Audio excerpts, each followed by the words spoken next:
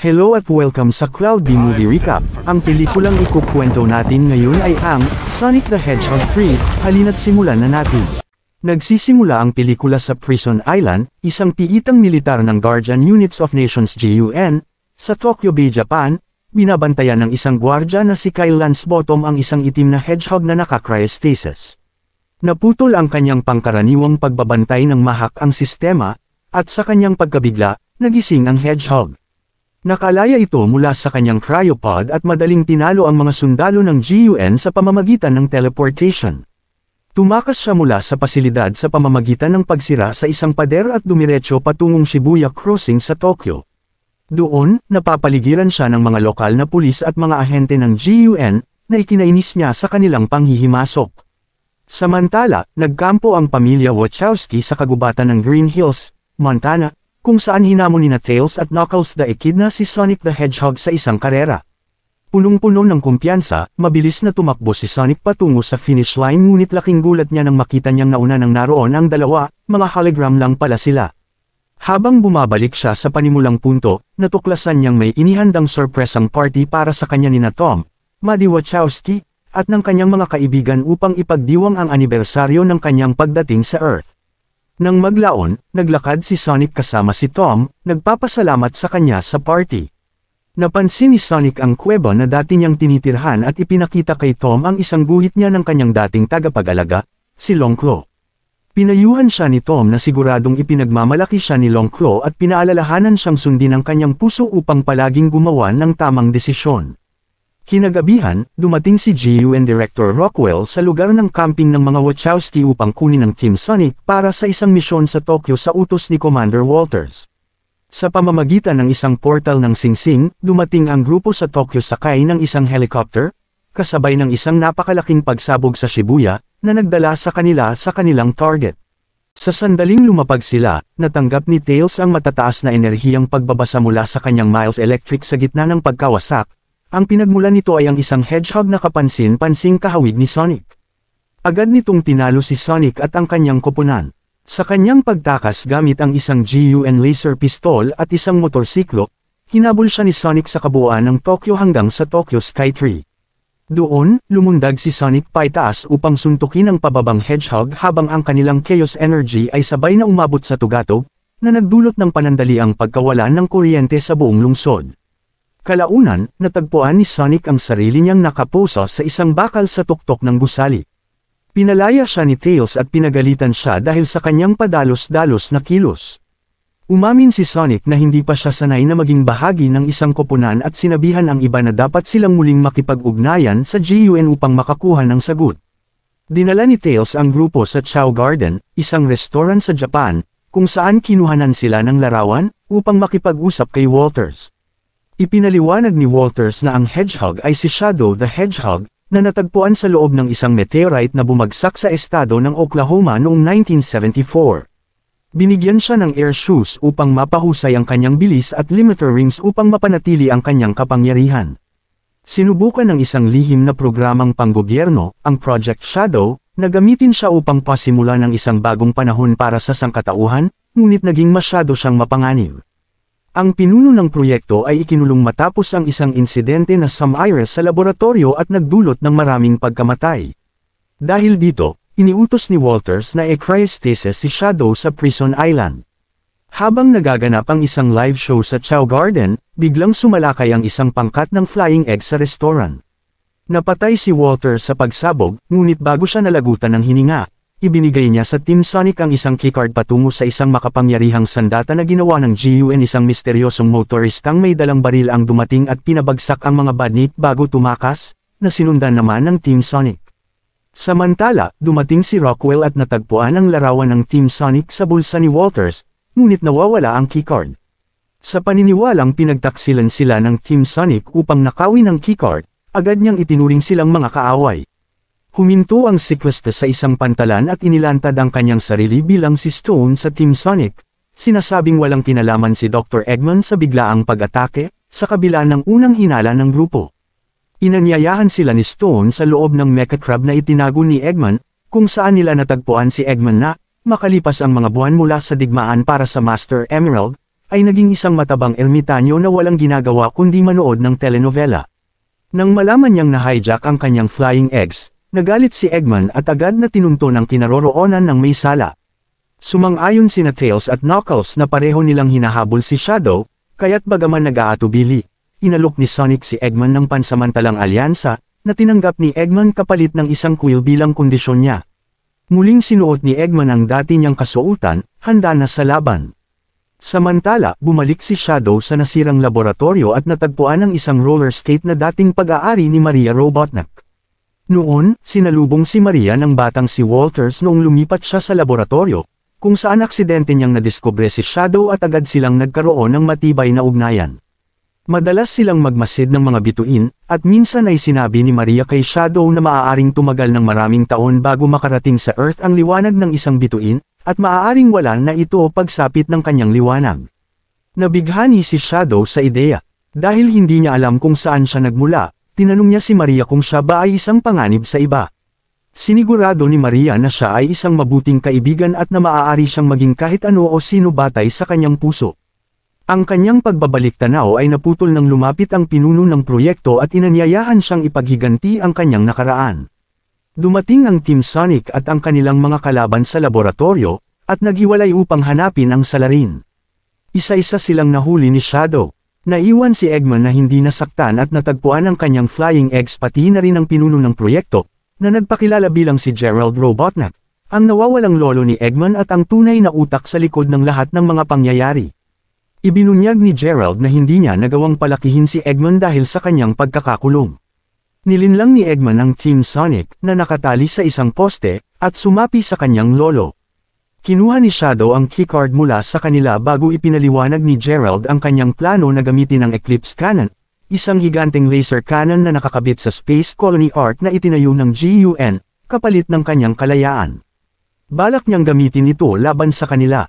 Umalis ang Team Robotnik patungo sa punong tanggapan ng Guardian Units of Nations sa London, matapos magpakawala si Shadow ng isang itim na butas upang tapusin ang Team Sonic. Tumanggi siyang pakinggan si Sonic, na natuklasan na ang paghihiganti ni Shadow ay bunga ng pagkamatay ni Maria. Habang nag-e-enjoy ang maglolong Robotnik sa kanilang muling pagsasama, nakatakas ang Team Sonic mula sa itim na butas at bumalik sa tahanan ng mga Wachowski, humihingi ng tulong. Naisip ni Tails ang isang plano kung saan ang mga Wachowski ay palihim na papasok sa GUNHQ upang i-install ang isang drive sa server room. Sa ganitong paraan, makokontrol ni Tails ang gusali at ang proteksyon nito, habang si Sonic ay dadaan sa isang laser hallway at papasok sa isang vault kung saan nakatago ang pangalawang keycard ng kanyan. Dumating ang Team Robotnik sa London, kung saan pinlano nina Eggman at Gerald na pasukin ang gusali gamit ang spandex suits habang nanatili sina Shadow at Stone sa mga imburnal. Samantala, matagumpay na nakapasok ang mga Wachowski, na nagkunwaring sina Randall at Rachel Handel, sa server room. Nang ipasok nila ang drive, nadiskubre nilang nagawa na rin ito ng Team Robotnik. Sa parehong oras, mabilis na tumakbo si Sonic sa loob ng laser hallway habang binubuksan ng Robotniks ang vault, ngunit agad silang napigilan ng mga tiles sa sahig na may nagbabagong gravity. Kinuha ni Rockwell ang keycard bago naaresto sina Tails at ang Wachowskis at dinala sa vault. Mula sa ibabaw ng Big Ben, ginamit ni Knuckles ang kanyang lakas upang wasakin ang vault at subukang patayin ang sistema na kumokontrol sa sahig. Dahil dito, nagkaroon ng gulo sa gravity, na nakaapekto sa lahat. Kalaunan, napawi ang epekto matapos mag-spin dash si Sonic, at nakuha muli ni Rockwell ang keycard. Hinabol siya ni Tom, na nagkunwaring si Walters, at kinuha ang keycard mula sa kanya, subalit agad siyang sinalubong ni Shadow, na pinabagsak siya gamit ang isang suntok. Habang inaasikaso ni Sonic si Tom, nagbalik sa alaala ni Shadow si Maria. Iniwan niya ang laban at ibinigay ang keycard kay Gerald, at nag-teleporting ang Team Robotnik papunta sa Ark. Habang isinuot ni Eggman at Gerald ang kanilang nanosuits upang kontrolin ang istasyon, tinawagan sila ni Stone upang ipahayag ang kanyang kawalan ng tiwala kay Gerald, ngunit tinanggihan at pinagalitan lamang siya ni Eggman. Habang nasa ospital si Tom, pinag-isipan ni Sonic ang paggamit ng Master Emerald upang pigilan ang Team Robotnik. Hindi sumang-ayon si Knuckles, sinasabing lumalabo ang paghuhusga ni Sonic dahil sa kanyang galit. Gayunpaman, bahagi ng kanilang panata ang pagtitiwala sa isa't isa, kaya isiniwalat ni Knuckles na ang Master Emerald ay nasa pangangalaga ni Wade Whipple, nakasalukuyang naglalaro ng hockey gamit ito sa bubong ng Green Hills Sheriff Station. Sa pamamagitan ng portal ring, agad na kinuha ni Sonic ang emerald mula kay Whipple at ginamit ang mga Chaos Emerald sa loob nito upang magbago bilang Super Sonic.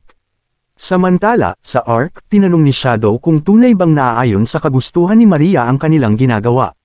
Sinagot siya ni Gerald na ito ang nararapat para sa sangkatauhan. Sa pagbabalik tanaw, naalala ni Shadow kung paano sila tumakas noon ni Gerald at Maria mula sa mga sundalo ng GUN. Inutusan ni Walters ang kanyang mga tauhan na huwag silang saktan, ngunit aksidenteng pinaputok ng isang sundalo ang isang vial ng Chaos Energy, na sumabog at pumatay kay Maria. Lalo pang nagalit si Shadow sa alaala ng pangyayari at ginamit ang kanyang Chaos Energy upang paandarin ang core ng kanyan. Doon, isiniwalat ni Gerald na hindi lamang ang Earth kundi pati na rin ang Arc ang mawawasak nito, na ikinagulat ni Eggman. Biglang lumipad si Super Sonic patungo sa Arc at hinila si Shadow, sinasabing dito na nagtatapos ang kanilang laban. Sinagot ni Shadow na nakikita niya ang parehong galit sa loob ni Sonic, kahit pa itinatanggi niya ito. Pagkalapag sa Earth, napatalsik mula kay Sonic ang mga Chaos Emeralds matapos siyang atakihin ni Shadow.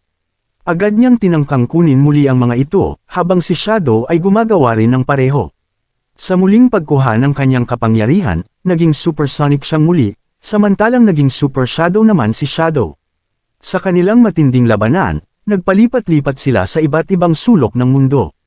Samantala, sinubukan ni Eggman na pigilan ang plano ni Gerald, kaya't naglaban silang dalawa gamit ang kanilang nanosots. Habang nauuwi sa isang pagtigil ang kanilang laban, hinarap ni Super Shadow si Super Sonic at tinanong kung bakit niya iniwan ang kanyang pamilya at mga kaibigan para sa paghihiganti. Iniisip ni Shadow na wala siyang pakialam sa kanila, lalo na kay Tom.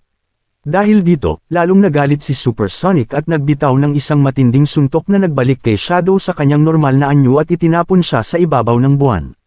Sinundan siya ni Super Sonic, nakahanda nang ibigay ang huling dagok sa kanyang puso, ngunit biglang naalala niya ang mga habilin ni Tom. Napagtanto niyang nabulag siya ng kanyang galit, kaya umatras siya at naupo ng mag-isa. Samantala, nakatingin si Shadow sa mga bituin, sinasabing ang sakit mula sa pagkawala ni Maria ang tanging alam niyang nararamdaman.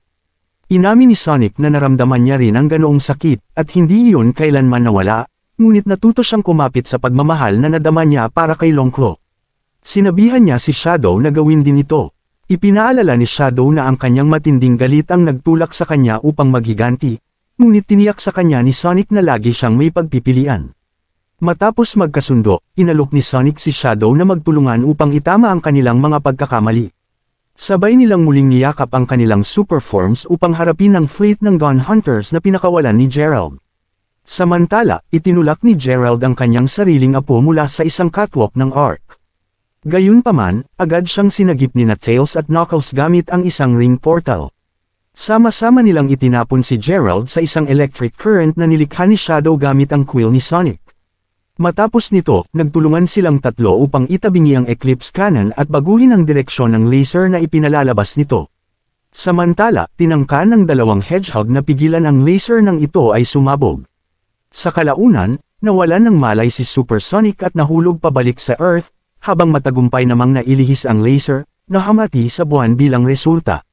Sa huling sandali, ibinato ni Knuckles si Tails papunta kay Sonic upang gamitin ang isang ring at ligtas siyang maihatid sa Earth. Habang ginagawa ito, ginamit ni Super Shadow ang kanyang natitirang lakas upang itulak ang Arc palayo sa planeta. Samantala, sinubukan ni Eggman na pigilan ang pagsabog ng core ng Arc upang hindi nito masira ang mundo. Kasabay nito, nag-record siya ng isang pamamaalam na ipinalabas sa Earth, tinawag si Stone bilang kanyang kaibigan. Ligtas na bumagsak ang Team Sonic sa isang maisan. Dito, humingi si Sonic ng tawad sa kanyang mga kaibigan, na tinanggap naman ng grupo. Lingid sa kanilang kaalaman, nakaligtas si Shadow mula sa pagsabog. Makalipas ang ilang panahon, ipinagpatuloy ng Team Sonic at ng mga Wachowski ang kanilang camping trip, kung saan nagyakapan silang muli kasama si Tom, naganap ng gumaling, pati na rin si Ozzy. Nagmungkahi si Sonic ng isa pang karera sa kanyang mga kaibigan. Habang mabilis siyang tumakbo, lumampas siya sa finish line at napunta sa New York State Park. Bigla siyang hinarap ng isang robotic-ong doppelganger, na nagpaputok ng mga bala sa kanya. Pinagtawanan nito ni Sonic dahil hindi siya tinamaan. Ngunit sa kanyang pagkagulat, napapaligiran siya ng maraming Metal Sonics, na sabay-sabay sumugod sa kanya. Sa kabutihang palad, isang dambuhalang martilyo ang biglang dumurog sa lahat ng mga robot. Sa kanyang pagtataka, isang misteryosong nilalang ang lumitaw mula sa anino, isang babae na kapwa niya hedgehog. At ipinakilala ang kanyang sarili bilang si Amy Rose. Dito na nagtatapos ang pelikula. Salamat sa panunood hanggang sa susunod na video.